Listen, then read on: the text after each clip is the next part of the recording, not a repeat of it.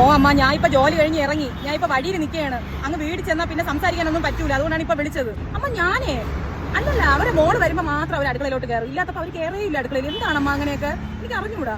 ഞാൻ കയറുമ്പോൾ അടുക്കളയിലോട്ടും വരൂല, അങ്ങോട്ട് തിരിഞ്ഞു പോലും നോക്കൂല. അല്ലെങ്കിൽ ഞാൻ ഇറങ്ങാൻ നേരെ ആവുമ്പോഴേ അങ്ങോട്ട് കയറി വരുള്ളൂ. എന്തോന്നോ എനിക്ക് അറിഞ്ഞൂടാ. അല്ലെങ്കിൽ വന്നൊന്ന് അരിഞ്ഞു തരേ, ഒന്നും ചെയ്തു തരൂലമ്മ. എന്ത് ചെയ്യാൻ? അങ്ങനെയൊന്നും പറയില്ലേ മക്കളെ. അങ്ങനെയൊക്കെ പറയാതെ പിന്നെ ഞാൻ ആരെടുത്ത് പറയാനമ്മ? എനിക്ക് പറയാനുള്ളതൊക്കെ ആരെടുത്തെങ്കിലും പറയണ്ടേ? അപ്പൊ എനിക്ക് എന്റെ അമ്മയുടെ അടുത്ത് പറഞ്ഞാലേ പറ്റുള്ളൂ. ഇത് അടുക്കളയിൽ കയറി വരും, അടുക്കളയിൽ വരികയില്ല, അങ്ങോട്ട് തിരിഞ്ഞേ നോക്കൂല. പക്ഷെ മോള് വരണമെന്ന് അറിയണേ എന്റെ അന്ന് രാവിലെ നേരത്തെ എണീക്കും, പച്ചക്കറി എല്ലാം അരിഞ്ഞ് അവർക്ക് ഇഷ്ടമുള്ള സാധനങ്ങളെല്ലാം ഉണ്ടാക്കും, പിന്നെ അവിടെ എല്ലായിടം വൃത്തിയാക്കി ഇടും, ക്ലീൻ ചെയ്തിടും, എല്ലാ ജോലിയും ചെയ്യും.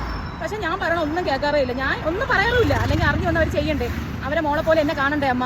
അങ്ങനെ ഒന്നും കാണൂല. പക്ഷെ ഞാൻ അങ്ങനെയല്ല കാണുന്നത്. പക്ഷെ അവർ ഇങ്ങനത്തെ സ്വഭാവമാണെങ്കിൽ എനിക്ക് പറ്റൂല അമ്മ, എന്നെ കൊണ്ട് പറ്റൂല. അതുകൊണ്ടാണ്. വേറെ എനിക്കൊന്നുമില്ല. എനിക്ക് വിഷമം കൊണ്ട് ഞാൻ അമ്മയെ വിളിച്ചത്. അമ്മയെ വിളിക്കുമ്പോൾ എനിക്ക് ഒരു മനസ്സമാധാനമുണ്ട്, എല്ലാം പറഞ്ഞു കഴിയുമ്പോഴേ. ഇനി ഞാൻ നേരെ അങ്ങ് വീട്ടിലോട്ട് പോണേ അമ്മ. ശരി, പിന്നെ ഞാൻ വയ്ക്കുകയാണേ.